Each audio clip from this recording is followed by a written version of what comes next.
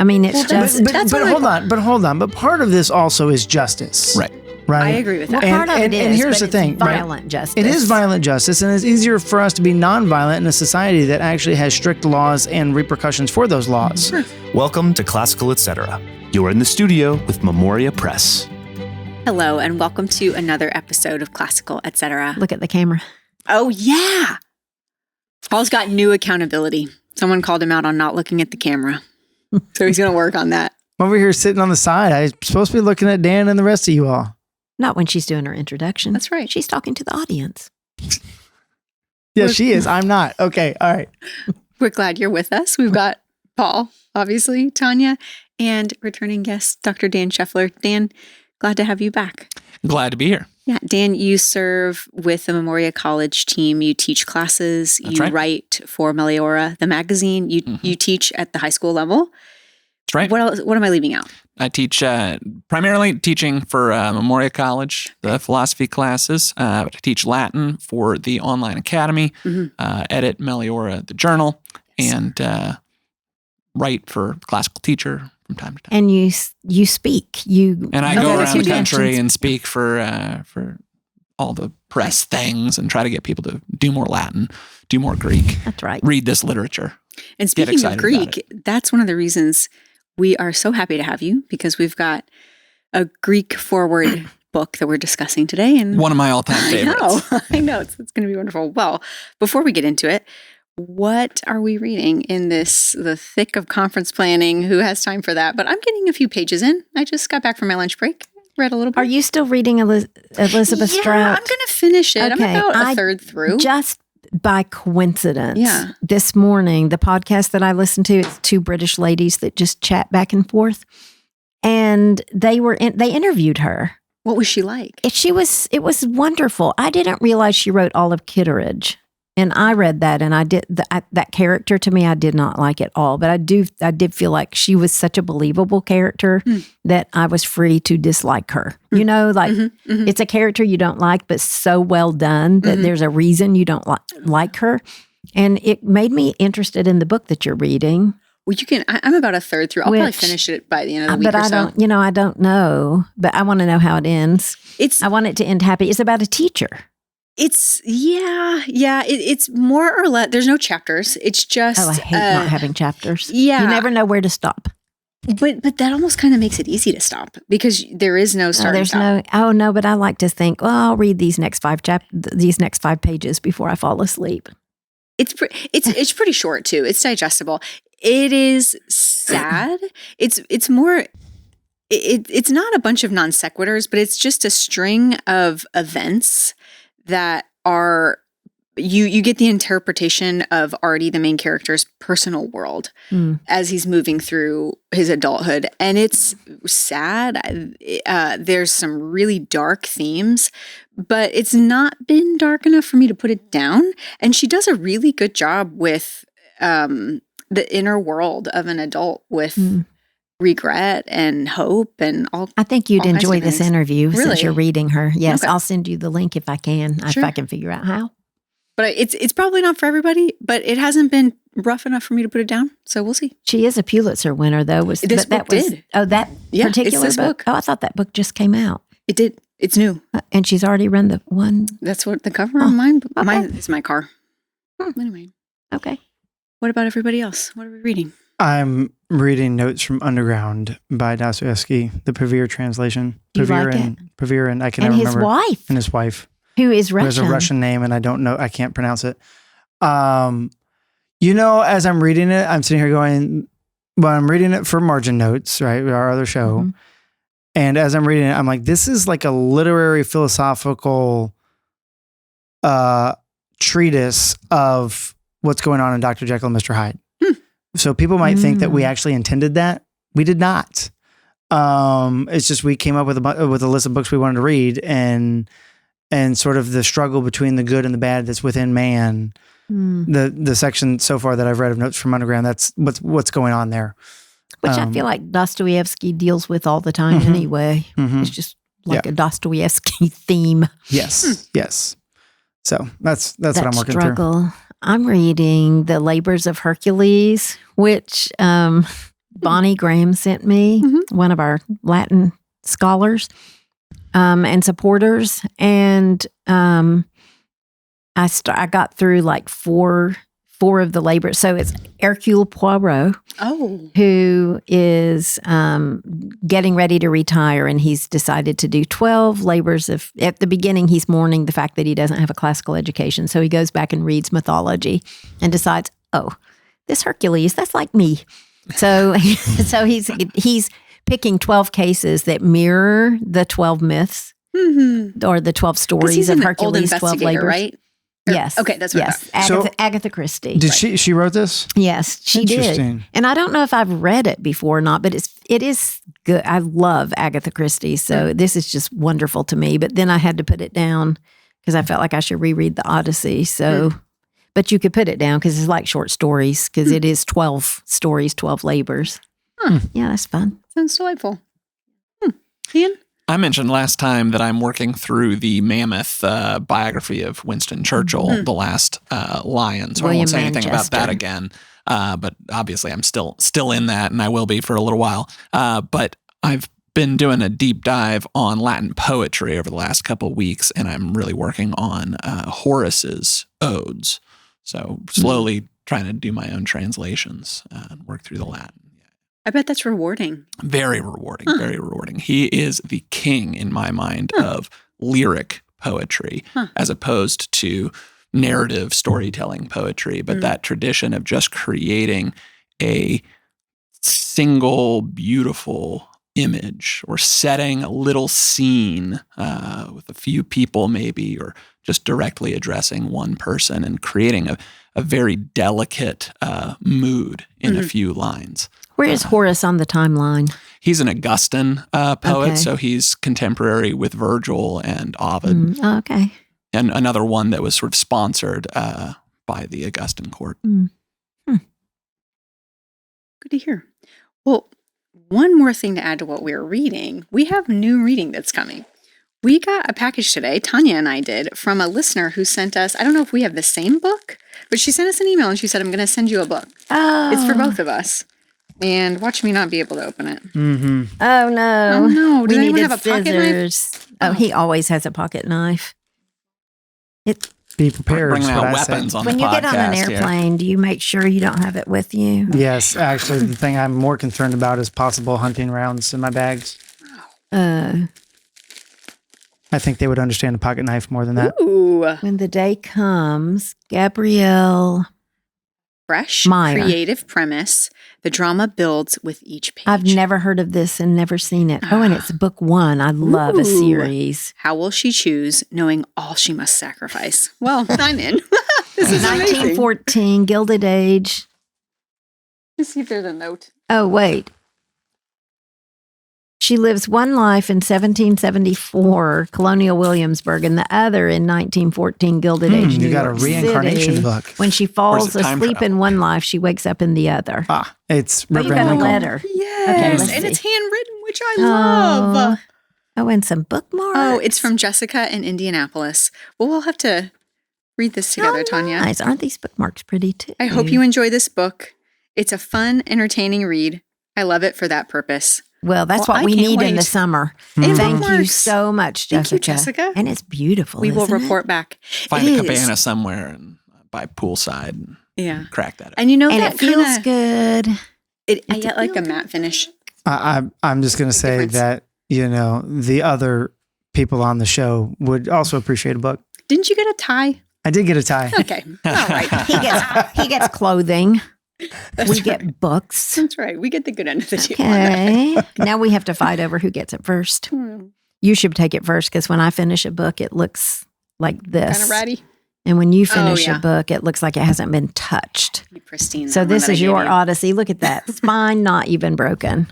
And mine are just. Now this one isn't. Well, it is. Mine are a mess. Should we talk about those books now? Let's get on to the show. Let's do right? it. Okay.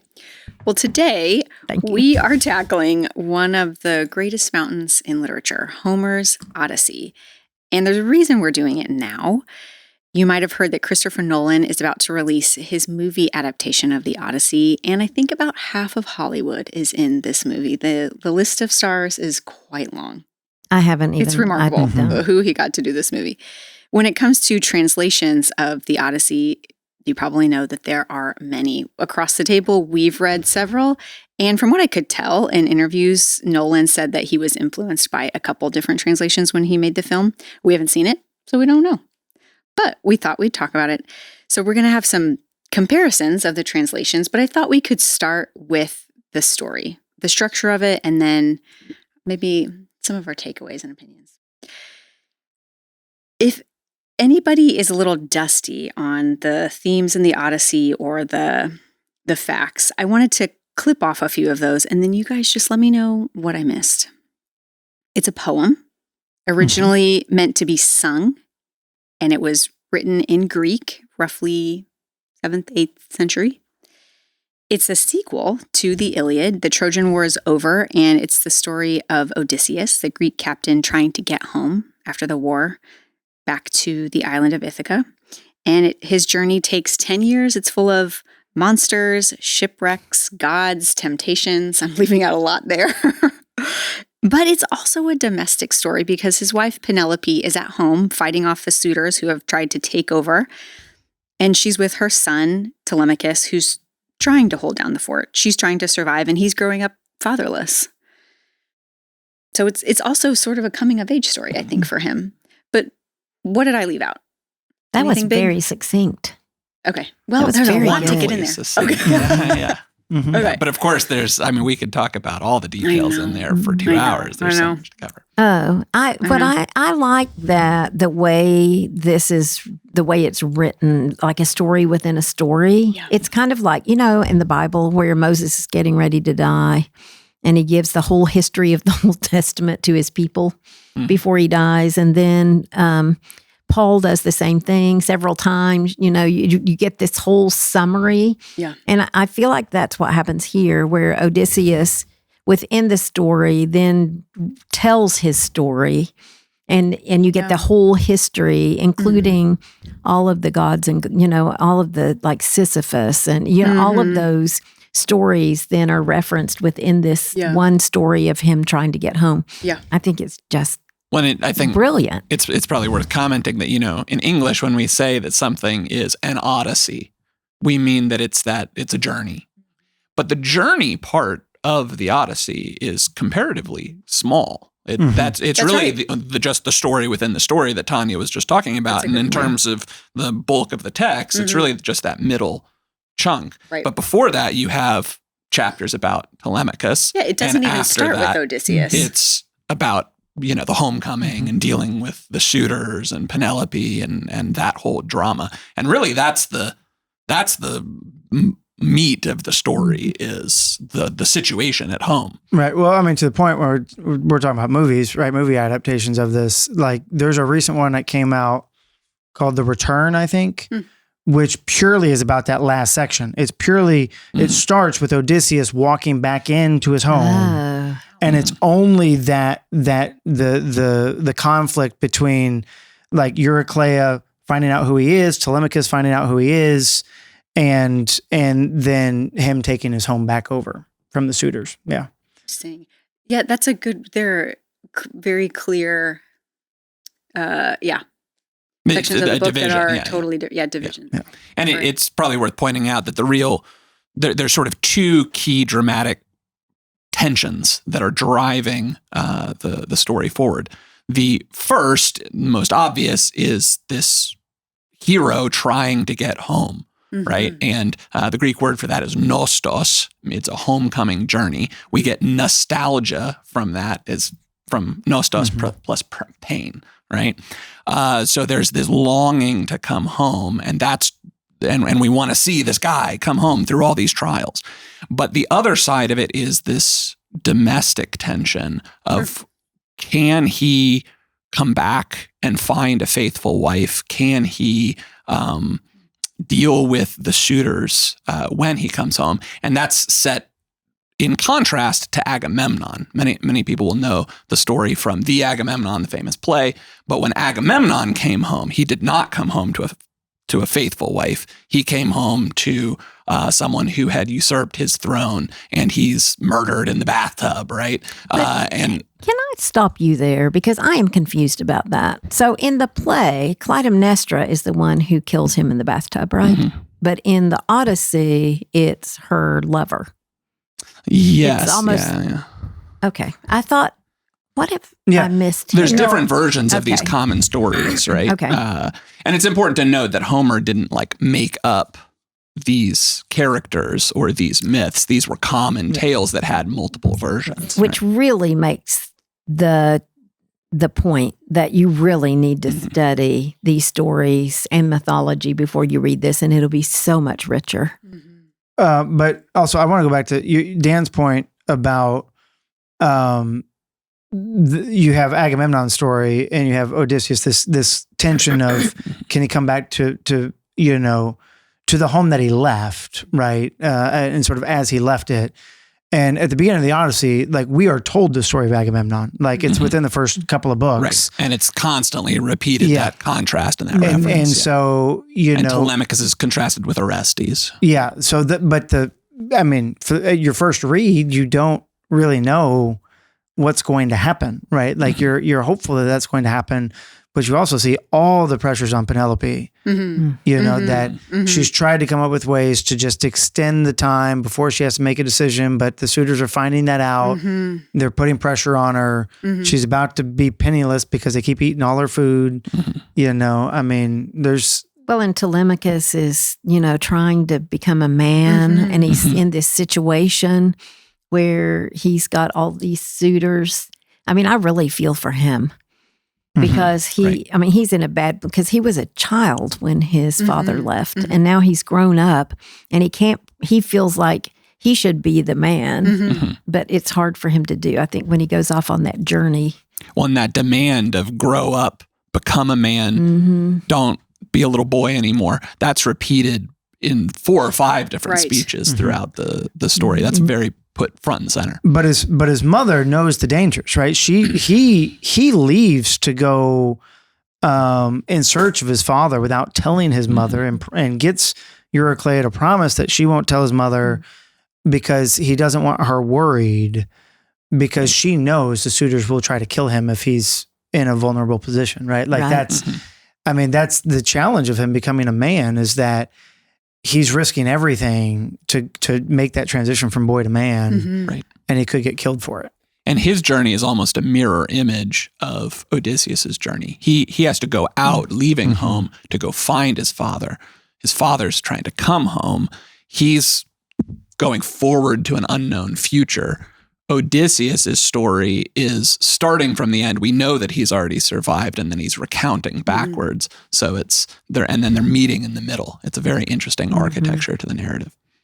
So who do you think is the most admirable of the characters? Because you've mentioned Penelope's strength, her fortitude. Well, she's Odysseus is definitely- clever. but They talk about his Telemachus is cleverness. admirable I too. know. But Odysseus is just, if you've read the Iliad, then Odysseus' character. He's kind of quirky. He's wily. He doesn't mind lying to get what he's after. He is a hero, but he's not perfect.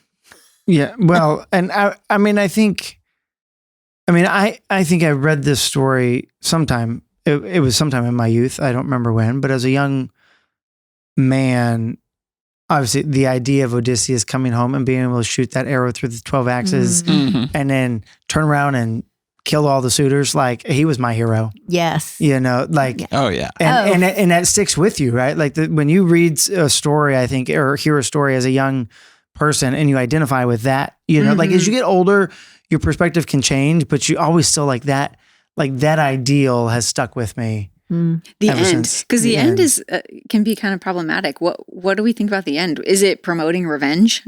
Oh. Because you just Well, Telemachus, I think, gave an opportunity for those suitors to leave, right? Early on. And Odysseus does too, later on, right? And at that point, I'm taking my home back. Yeah. I mean, I don't. And it gets violent. The narrative really builds up a disgust for the suitors and just from the beginning, really absolute need that these guys have to die. Now, I think it is worth saying though that this is a pagan story, and a Christian conception of mercy is just not on the table. It's not present in this thought world at all. And you really see it when he visits Hades and he's with all of those characters, and there's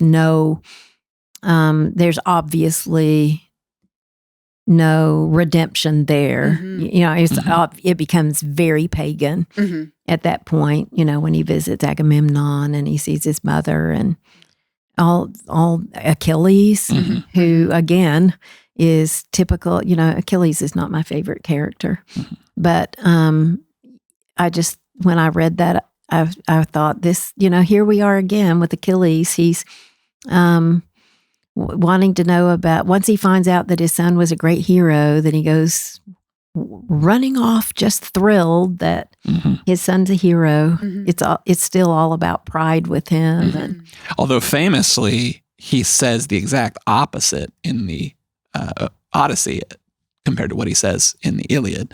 In the Iliad, he makes that famous choice between fame, but you die young, or a safe return, but you die of old age, but nobody knows you didn't do any great deeds, right? Yeah. But in the Odyssey, the shade of Achilles from the underworld says, "I would rather be a slave and still be alive." He does. I didn't really catch that. Than be a great man and be dead. That's right. I didn't catch that. It's like now that he's experienced what it's like on the other side of death. Death is so horrible in that Greek conception that he sort of takes it back. Oh, yeah.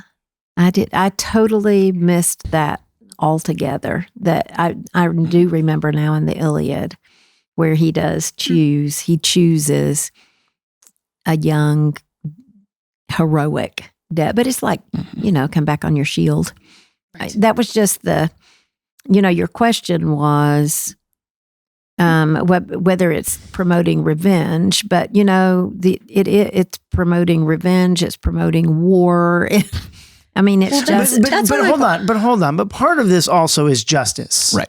I agree with that. Well, part of it is, and here's the thing, violent justice. It is violent justice, and it's easier for us to be nonviolent in a society that actually has strict laws and repercussions for those laws. Prisons, right? Yeah. But in the society they're living in, it's the strongest takes what's there, right? It's also worth noting that Odysseus is the king. Yeah, he's not just some private. So it's his household, but it's also he's the ruler of the island, so he has some obligation as the ruler to dispense justice. And if it doesn't come from him, it's not going to come from anywhere. And what would that justice be? Sort of one interesting thought experiment would be, how could he have meted out justice any other way in the situation where he's coming in? He's got no support, right? It's his son and his father, right? Like that's it. And his father's old, and his son's young, and so he comes in actually in disguise because he doesn't know the lay of the land, right? He doesn't have the support. He doesn't think he's got the support because he's been gone for 20 years. Right. It's the same thing that happens to Richard the Lionhearted, right? Like he leaves on a crusade and, his brother takes the throne, and, everything. I mean, it's the whole story of Robin Hood, right? Everything goes haywire because the rightful king's not there. Right. And so how does the rightful king get back on the throne? Sometimes it's not pretty. And part of that coming back in disguise, narratively, part of the point of that is it's putting to the test how these suitors are going to behave. How do they treat the lowest? Do they exercise that generosity and that hospitality to a lowly stranger?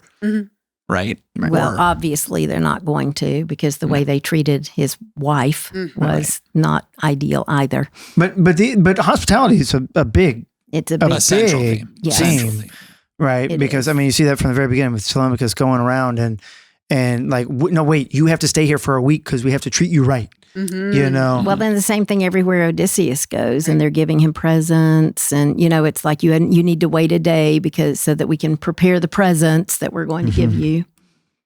So he needs to come home rich.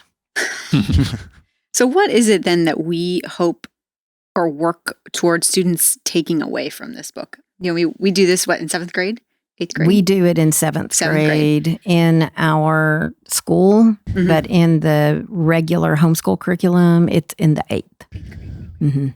So as we lead students through the story, what are we hoping they take away? What virtues, Well, I think Dan's point is a good one, that we can easily contrast this with a Christian world.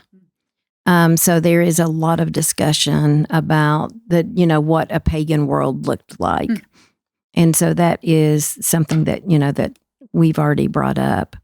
But it's also, it is about courage and the fidelity justice, of Penelope. fidelity. I mean, there's a lot of great stuff in here. When I teach it to the young kids, Telemachus especially comes out as a hero. And it's hitting them right at a time in their life where they're starting to think about becoming, I'm not a little kid anymore. I've got to start taking responsibility for my life and for my family and for what's happening around me. Where do I find that courage to step up and do what I need to do? And yes, it's not a Christian story, and we can learn many things by contrasting, what's awful about this world. But that rings true just as much today as it did 3,000 years ago. It does, which is why we study the Greeks, right? They did figure out a lot of things, and there are virtuous things in here. They're just pre-Christian. Yeah, but I mean, the Greeks are the ones thinking about prudence and fortitude and justice and temperance and so, I think it would be a loss to approach this book as this is pagan and we want to see the wrong things that are done. There's a lot of good in here. And probably the highlight of that, because Odysseus, as you point out earlier, he is a liar, because he's very crafty. He's, he's the reason that the Greeks win the Trojan War, right? Because they, in the guise of giving them an offering, right, it ends up being a trap, right? But Penelope is really the one that has always shown as the one that can kind of be, to me, can be held up on a pedestal in some ways without qualification, because she's doing everything that she possibly can. And what she does is, I think, what you would expect a Christian to do in that scenario. And she's related to Clytemnestra. So back to that mirror image between the Agamemnon homecoming and Odysseus' homecoming, the fact that she's the kind of exact opposite of Clytemnestra and her character really stands out. And I think that was foregrounded. Well, let's get on to the topic of translations. We've got a few on the table, and I'm sure how you experience the story would vary enormously depending on which translation you use. So, Tanya, I know you've read the newest one that came out. I skimmed it, but I didn't read it thoroughly. What was the biggest takeaway between the I like it a lot, but it is more explicit. I do think it's well written. I don't know Greek, so I can't compare it really as a translation as far as accuracy, but it is more explicit. I would not do it with a middle schooler, which is why Cheryl chose Butler, is because it is the least explicit that she could find.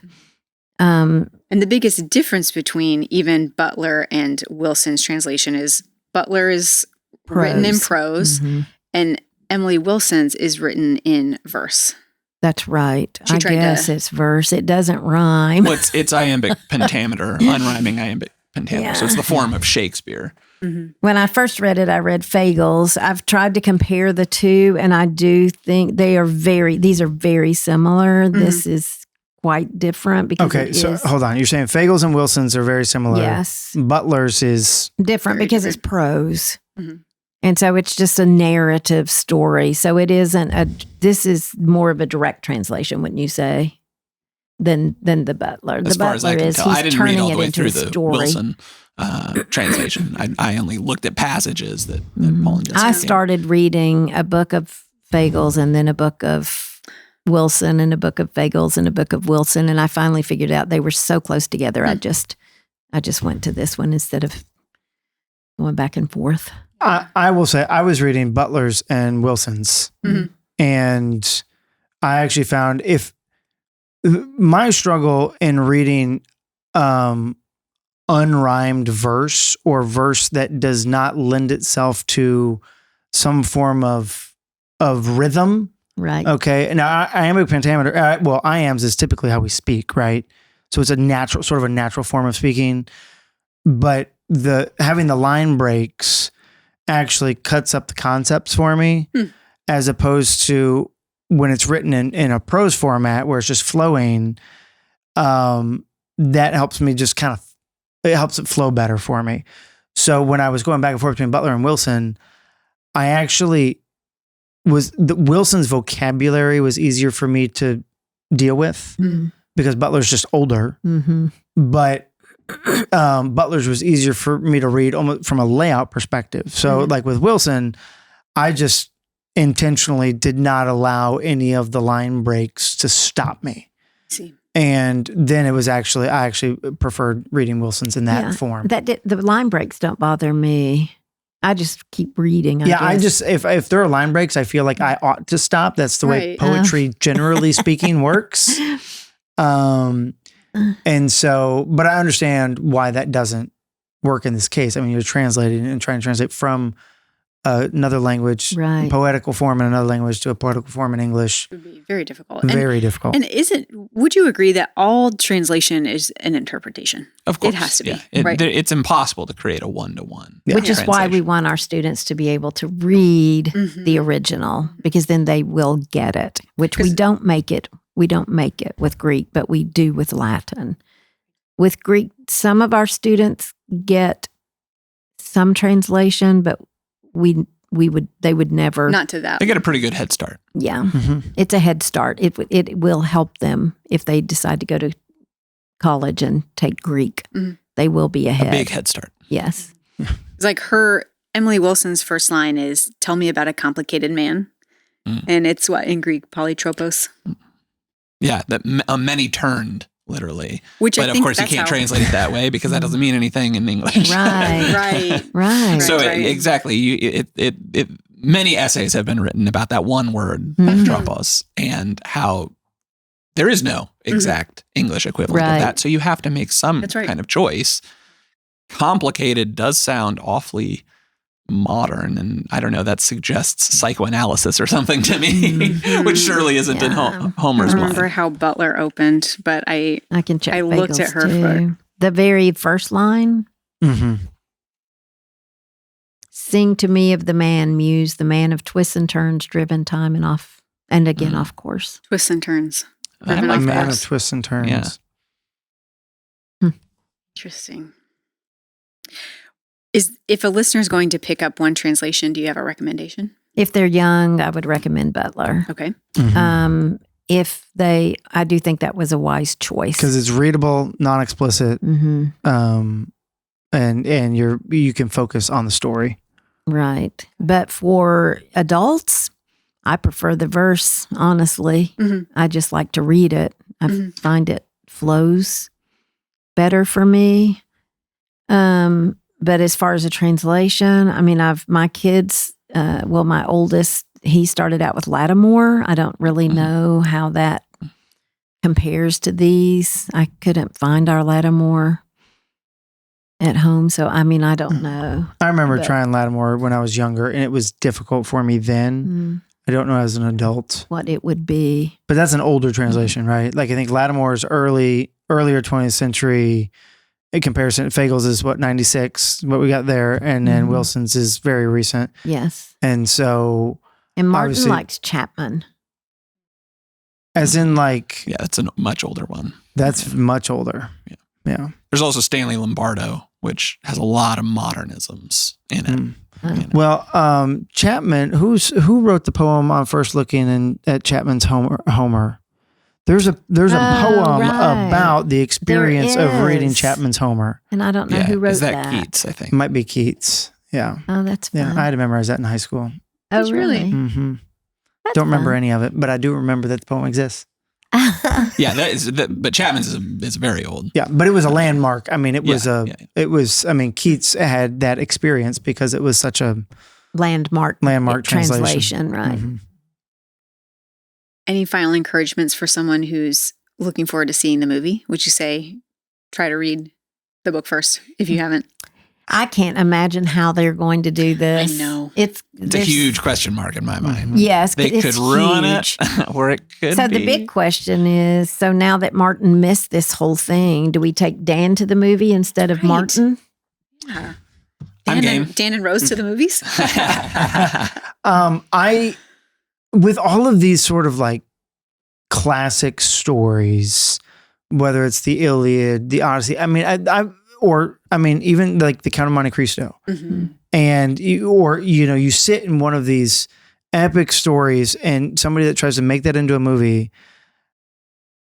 Me being somebody who's read the book before and knows the story, and I'm sitting there watching the movie, I oftentimes find myself trying to help the people around me. They're like, "What's going on?"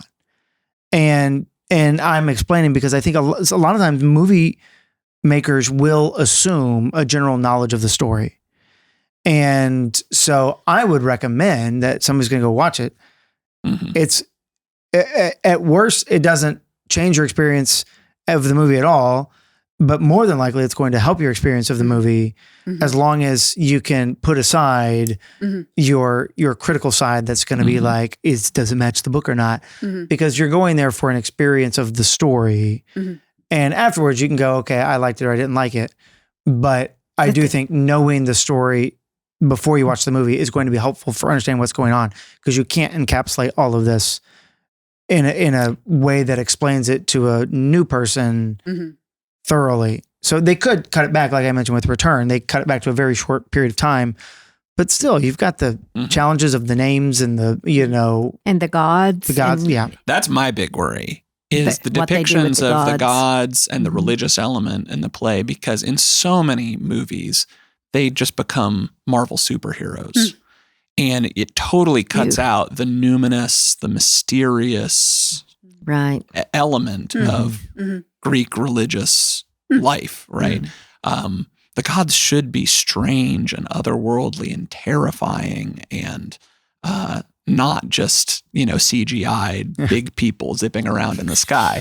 But there are times where, somebody like immediately changes. Athena will change from a man to a dove and off she goes, right? Or whatever. And there's other times where she just plain old disappears. Yeah. Plain old appears, right? Or comes in a dream. Right. Or in some other mysterious way. Or sometimes, in the beginning of the Iliad, Apollo's arrows are just the fact that the men are getting fevers. So Apollo just is the disease spreading in the camp. That's how they thought about, or like sleep is a god in this story that plays a very critical role, and how do you depict sleep coming as a god, Did visually. You say this movie's rated R? I don't know. Oh, somebody said it was going to be rated R. If that's true, I would not take children to it. I made that mistake with the Trojan War when it came. Was that the name of it? Troy? Troy. Oh, no. Troy, yes. So my kids weren't old enough to see an R-rated movie, but when we looked at it, so they knew the story. They'd read the Iliad. They were at this classical school. They knew all the Greek gods and goddesses. And so when I looked at it, it said it was rated R for violence. And I thought, well, that's no big deal because we've been through this thing twice, with both of them. And they've thought all of the violence in the Iliad, when the spear goes like through the back of their throats and things. They love that, boys. So I thought they're not going to mind the violence. So I take them. Well, like 5 minutes in, Helen takes her shirt off. And I'm like, Close your eyes. Close your eyes. I just would not. I would definitely see. I should have seen it first. Yeah. And you know what? Parenting mistake. There have probably been enough screenings of the movie that there are, you know, on IMDb and different places, there are parent guides. And it tells you. Well, I mean, I looked. Oh, really? Yeah, but it's a different world now than that when you was were probably raising 20 your years kids with what's online. Hopefully things are a lot more clear about what exactly is So maybe going wait on. a week. Look it up. Do your research. I just wouldn't do it. But we are looking forward to We're looking seeing what forward it's to like. seeing it, Yeah. and then we will Maybe report we'll come back. Exactly. And in the meantime, listeners, if you haven't already, you have time to pick up a copy of the Iliad.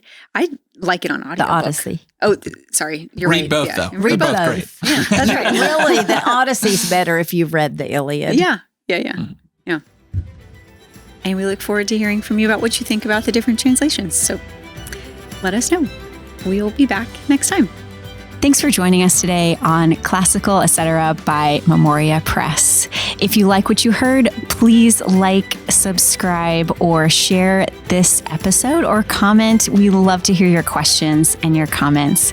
If you want to learn more about Memoria Press, please go to memoriapress.com. This has been Classical Etc. We're so glad you joined us, and we'll see you next time.